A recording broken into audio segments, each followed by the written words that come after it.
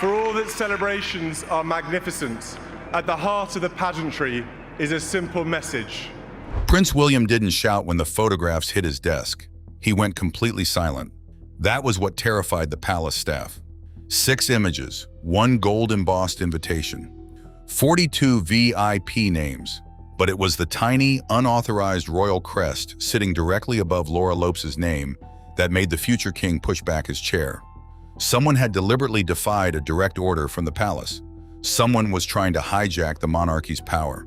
And before the morning ended, the ultimate betrayal was exposed. Before we go deeper into what this really means for the royal family, subscribe so you don't miss any updates. The Forbidden Gold Crown. To understand the sheer panic inside the palace walls, we need to rewind exactly 36 hours. An email was sent shortly after 7 in the morning. The tone was polite, almost painfully so, but the message was unequivocal. Laura Lopes, Camilla's daughter, had been planning a private art reception. The palace laid down the law. The event could not take place inside the East Terrace rooms at Windsor. No royal insignia could appear on any invitations, no photographers, and no commercial sponsors. This instruction was final. It was not a suggestion and was not open for discussion. Final. Laura's office received the email, and the palace servers logged the read receipt, confirming it had been opened. However, nobody replied. That alone was a significant red flag. Irritation began to bubble among the royal aides, but what happened next escalated irritation into a full-blown crisis. 24 hours later, 2 delivery vans rolled up to a service entrance at Windsor. They were carrying lighting rigs, champagne walls, giant floral arrangements, and high-end gift bags. However, they also lacked the necessary visitor authorization. The paperwork attached to these vans described the cargo as a private family delivery for the Queen. That single phrase changed all the rules. The staff waved the first vehicle right through the gates, while the second driver was stopped on a fluke when one of the heavy cardboard boxes split open during transit. Inside that broken box were dozens of breathtaking invitations. They were printed on cream cardstock with raised lettering and thick gold edges. However, resting directly above Laura's name was a royal crown, the very symbol she had been explicitly banned from using. Why would someone print expensive invitations after receiving a strict order prohibiting them? That chilling question landed on William's desk at 8:17 the following morning. But there was a darker detail. The original design for this invitation had been approved weeks earlier. It was elegant, private, and completely harmless. No crown, no palace wording, and no suggestion that the British monarchy supported the event. The royal symbol had been added later, deliberately, after the warning was sent. William stared at the 2 versions side by side. He noticed 4 extra words beneath Laura's name: by gracious royal permission. There was just one massive problem.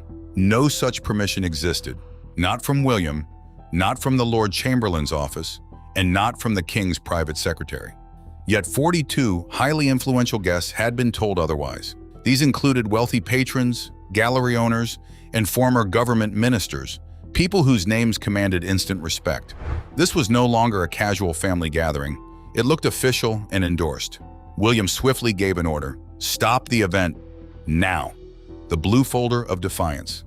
That should have been the end of it. It wasn't. Laura Lopes was already inside Windsor Castle. She had slipped in through a private family access point just before 9 o'clock, carrying a thick blue folder. She was flanked by 3 people who were not on the approved security list. A senior staff member intercepted her in a restricted corridor. Keeping his voice low, he respectfully explained that the reception had been canceled. Laura didn't argue, shout, or cause a scene. She opened her blue folder and pulled out a single crisp sheet of paper. Then she looked the staff member in the eye and said, "I have authority to continue." The staff member read the paper and his expression changed dramatically. He stepped aside. Wait, what authority? That question raced through Windsor Castle faster than any official memo. Within minutes, senior aides' phones were ringing off the hook as they frantically tried to determine who had signed that piece of paper. Nobody recognized the signature, but the typed instruction at the bottom was crystal clear. Please provide Mrs. Lopes with all reasonable assistance. It appeared to originate from the Queen's household, not the King's. To the general public, that distinction is insignificant, but inside the palace, it is a ticking time bomb. Camilla has her own staff, her own charities, and her own schedule. Still, her household cannot override a direct instruction issued in the King's name, especially not inside a royal fortress like Windsor. William was furious. He ordered that the document be brought directly to his office, but it never arrived. Someone had removed it from Laura's blue folder before castle security could even make a photocopy. The problem had escalated. An order wasn't just ignored, evidence had mysteriously vanished. William stopped treating this as a mere family misunderstanding. He went into full lockdown mode, demanding access logs, security camera feeds, written staff statements, and printed copies of every email related to the event. Then he issued his most aggressive demand yet. Nobody was to warn Camilla. The Queen's retaliation. But she found out anyway. Of course she did. By 10:30 a.m., the Queen had scrapped her private morning schedule. She was in a car speeding directly toward Windsor. William was informed that she wanted a family conversation. He sent back a cold reply. This was no longer a family matter. That message reached Camilla's car before she even arrived at the castle gates. She arrived brimming with rage. However, she wasn't furious about the art reception being shut down. She was livid that palace staff had interrogated her daughter. "My daughter is not a criminal," Camilla reportedly snapped as soon as she entered the room. William's response was icy. "Then she should have no difficulty explaining the missing document." Camilla stood her ground, insisting that there was no hidden document. William remained unfazed. He slid a signed security statement across the polished table. A veteran staff member had seen it. 2 assistants had openly discussed it, and Laura had literally used it to bypass a restricted checkpoint. And now, conveniently, it was gone. Camilla read the statement twice before delivering a line that shifted William's suspicion into outright fury. "Perhaps your staff misunderstood what they saw." Your staff. Not palace staff. Not the king's staff. Your staff. William sensed the distinction immediately. The future king leaned forward, asserting, "These people serve the crown." Camilla, unfazed, locked eyes with him and responded with 3 simple words. "For now, yes." That was all it took. The temperature in the room dropped drastically. This was no longer about champagne glasses or a private art show. It had become a ruthless shadow war over which authority would prevail in the next reign. The secret masterpiece. William discovered something alarming on Laura's guest list. A high-powered property lawyer's name was added by hand. He wondered why a property lawyer would be at a private art reception. William circled the name in red ink and requested a quick background check. Within 20 minutes, the results were on his desk. He left the meeting immediately and headed to the East Terrace rooms. The lawyer focused on trusts, charitable foundations, and selling high-value collections. This made the art more important than the guest list. William entered the East Terrace room just as workers were taking down the display walls. Laura was near the fireplace, speaking quietly with an event organizer. On a table behind her were 12 framed artworks. They were beautiful and valuable, but not on the official event list. William checked each display label. 11 paintings belonged to wealthy lenders. The 12th had no lender's name, just 3 words: Private Royal Collection. That label should not have been there. The Royal Collection is not a personal collection. You can't borrow a masterpiece for a casual event. Items are carefully logged, handled with gloves, insured for millions, and moved with tight security. This particular painting wasn't even authorized for movement. So how did it get into the castle? Laura claimed she didn't know. The organizer said it arrived hidden among official deliveries for the Queen. The Queen's household denied sending it. 3 conflicting answers didn't add up. William then noticed a small paper tag on the back of the ornate frame. It wasn't a museum tag, but a valuation tag. Someone was not just showing this painting. They were figuring out its market value. At that moment, William lost his calm. Instead of shouting, he acted decisively. He ordered every door locked. No one could leave, use their phones, move files, or discard any papers until they determined who truly owned the painting. Laura looked stunned. "You can't keep people here at a family event."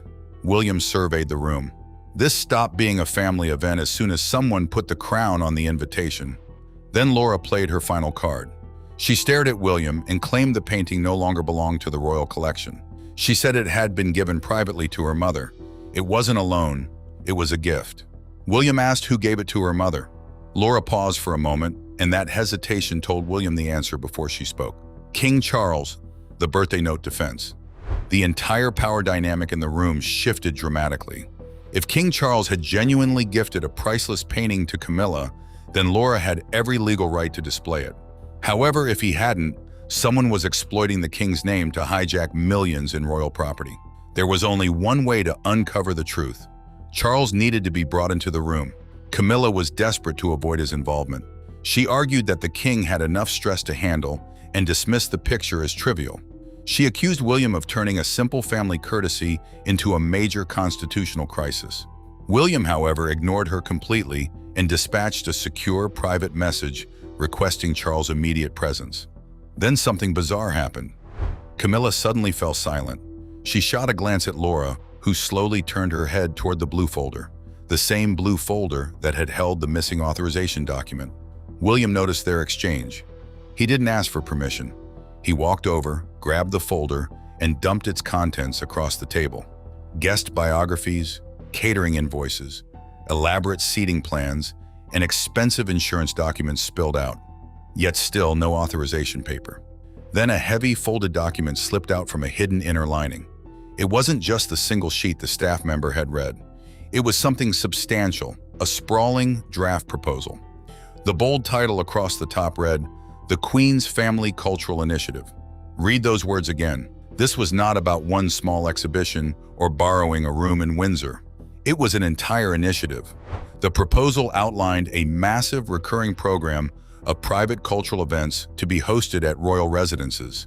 It would involve Camilla's relatives, secure selected corporate sponsors, and invite billionaire patrons. Laura's Windsor reception was explicitly listed as the official launch. The launch that palace security thought was merely a family art show. The launch that had been formally ordered to stop. And yet it continued unabated. Now William understood the tiny gold crown on the invitation. It wasn't just decorative. It signified aggressive branding. Someone was meticulously building an unofficial royal operation parallel to the official one. A second, hidden door into the monarchy. This operation would completely bypass William and would become impossible to shut down once billionaires and influential politicians became emotionally and financially invested. Charles arrived shortly after midday with no fanfare or royal announcement. He walked in carrying a battered red dispatch box. He took one look at the scattered documents on the table, then glanced at the masterpiece leaning against the wall. His expression fell. He recognized the painting instantly. When William asked the million-dollar question, whether he had legally gifted it to Camilla, Charles answered with one devastating word: no. Laura whipped her head toward her mother. Camilla remained silent, her jaw clenched tightly. Charles insisted on seeing the valuation label and asked who had moved the picture. The room fell silent. He opened his red box, revealing a signed, confidential instruction dated 3 weeks earlier. The painting, along with several other royal assets, was to be placed in a family trust. The only beneficiaries of this trust? William's 3 children, George, Charlotte, and Louis. This was why the strict lawyer was on the guest list. This was why the valuation tag was secretly attached. This was why the event needed to happen immediately, before finalizing the trust documents. If the picture appeared publicly under Camilla's control, even for one night, it could change everything. Photos and testimonies from wealthy guests could support the argument that Camilla already treated it as her private property. While it wouldn't prove ownership, it would create doubt. Enough doubt for lawyers to exploit and delay the trust for years. William turned to Laura, angry. "Did you know?" Laura stammered that she was told the artwork legally belonged to her mother. When William pressed her for the source, she looked down and wouldn't answer. Charles didn't need her to speak. He slowly turned to look at his wife, and the room fell silent. In a surprising twist, Camilla denied any secret transfer of wealth. She stood firm, claiming Charles promised her the picture years ago in private, without lawyers. Charles stared at her as if trying to remember a conversation that had suddenly become a legal issue. Then Camilla reached into her bag and pulled out an old, slightly yellowed piece of paper in Charles's handwriting. It was a simple birthday message, but at the bottom, he had written one damaging sentence. "One day the little landscape will be yours." There it was, a promise in writing. But was it a legal gift? That sentence sparked a fierce debate. Camilla believed it meant ownership. Charles thought it was just a sign of affection. Laura believed the matter was legally settled. But William saw the harsh truth. A casual promise was being used to take a valuable asset from a trust meant for his children. The narrative shifted. The situation became a terrifying legal battle to determine whether Charles' emotional words could override his formal legal documents. Charles took the delicate note from Camilla's hand and did something unexpected. He placed it next to the official trust instruction and called the property lawyer to weigh in. The lawyer's answer was harsh and clear. The birthday message showed good intentions, but changed nothing legally. The signed trust document did. The painting belonged in the trust, and the event had no right to showcase it as Camilla's property. But William was not done. He still wanted to know who printed the fake authorization document after the event was canceled. He insisted they find the missing paper. Charles ordered the search. The palace staff went into a frenzy. They searched every room, checked every printer log, and restored all deleted emails. At 2:46 p.m., a frightened aide discovered the source. The authorization came from Camilla's private office.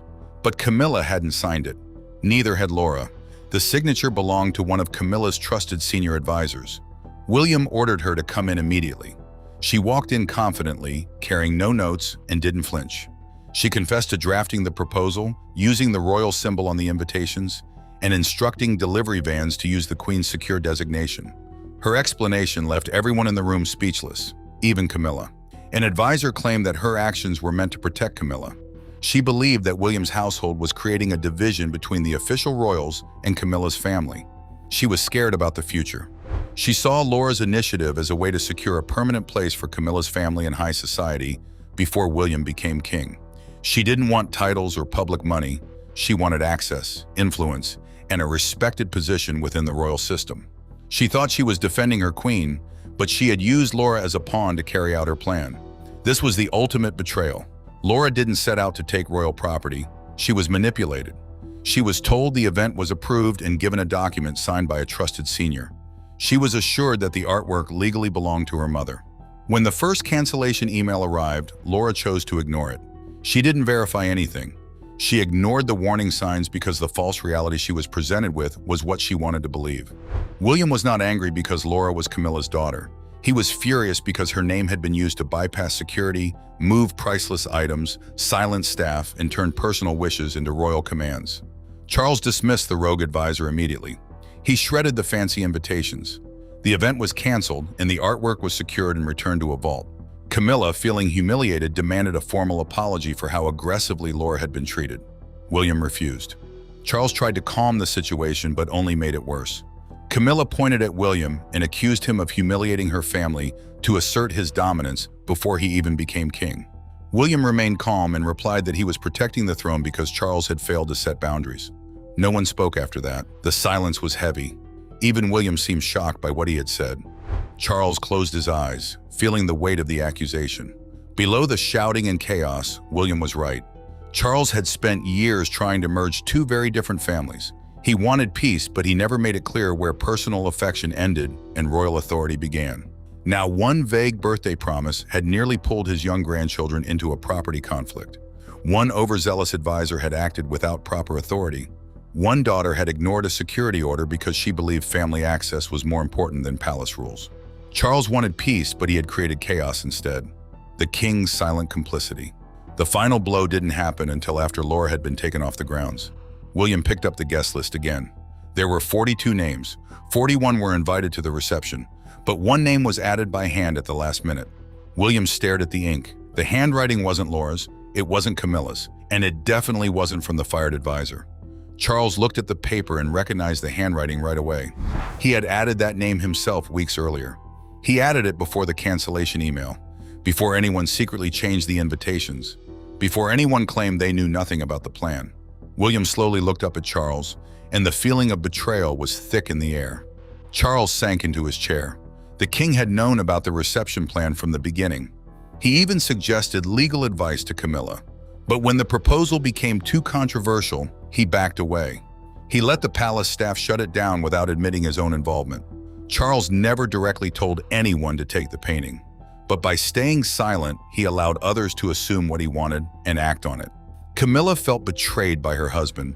Laura felt empowered by the palace. William felt the crown itself was under threat. All three reacted to a leadership gap that Charles refused to fill. William didn't shout. He picked up the guest list, walked over to Charles, and placed it gently in front of him. "You could have stopped this." Charles didn't defend himself. He didn't deny it. He looked at the space on the wall where the painting had hung just hours earlier. He saw the torn gold invitations in the bin. Finally, he reached into his jacket for a heavy fountain pen. He pulled the proposal toward him and drew a thick, black line through the words, "The Queen's Family Cultural Initiative." His hand shook a little as he wrote a new rule for the royal family. No private family member acts with royal authority. He signed his name with finality. Camilla read the sentence. Laura's name wasn't written there, but everyone in the room knew it was meant for her. William quietly gathered his papers, turned around, and walked to the heavy wooden doors. Behind him, Charles sat alone at the table. He was surrounded by a birthday note that promised too much, a security order that came too late, and the torn gold invitation that shouldn't have existed. Powerful signatures surrounded the king, yet he hurt over the clear words he never said. So tell me this, did Prince William act to protect the British monarchy from a serious issue? Or did he take advantage of a family problem to keep Camilla's family out of the palace for good? Share your thoughts in the comments below.